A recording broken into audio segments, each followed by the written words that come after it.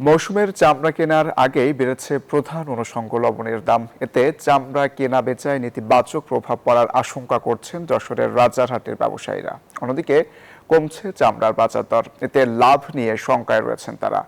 এদিকে বাজার বিপণন কর্মকর্তা বলছেন, কৃত্রিম সংকট সৃষ্টি করে দাম বাড়ানো হচ্ছে কিনা তার নজরদারিতে রাখা হবে। যশোর থেকে বুলবুল শহীদ খান হিমেলের প্রতিবেদন। দেশের দক্ষিণ পশ্চিমাঞ্চলে সবচেয়ে বড় চামড়ার মোকাম হিসেবে পরিচিত যশোরের রাজারহাট। এখানে ছোট বড় মিলিয়ে ৩ শতাধিক চামড়ার আড়ত রয়েছে। সারা বছর চামড়া কেনাবেচা হলেও কোরবানির ঈদকে ঘিরেই জমে ওঠে মৌসুমি ব্যবসা।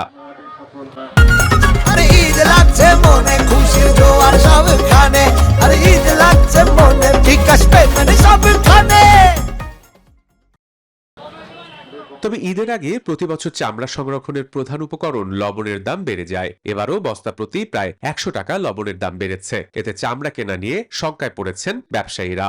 লবণের দামটা অনেক অতিরিক্ত হওয়ার কারণে কাঁচামালের উপরে ব্যাপক প্রভাব পড়ছে। ঈদের সময় সরকার যে রেট দেয় সেই রেট অনুযায়ী আমরা কেনাকাটা করি, বাজারে ওর থেকে কমে বিক্রি হয়, তখন আমরা আরো ক্ষতিগ্রস্ত।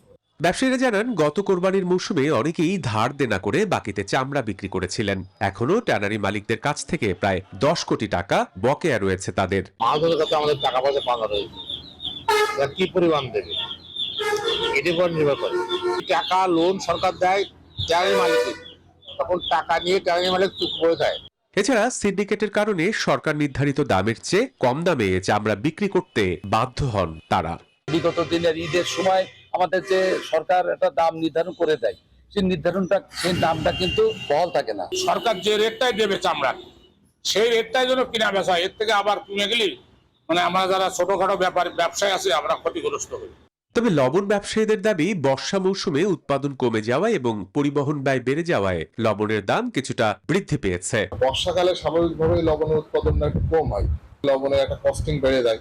একটা কারণের জন্য লবণের দাম বর্ষাকালে একটু বেড়ে যায়। এদিকে কেউ কৃত্রিম সংকট সৃষ্টি করে অতিরিক্ত দামে লবণ বিক্রি করছে কিনা তার নজরদারি রাখা হচ্ছে বলে জানিয়েছেন বাজার বিপণন কর্মকর্তারা। লবণ কিনে আনছে, সেই দামের সাথে যেন সামান্য লাভ করে ন্যায্য মূল্যে যাতে বিক্রি করে, সেই বিষয়টা আমরা নিশ্চিত করার জন্য যা যা ব্যবস্থা নেওয়ার দরকার সেটা নিব।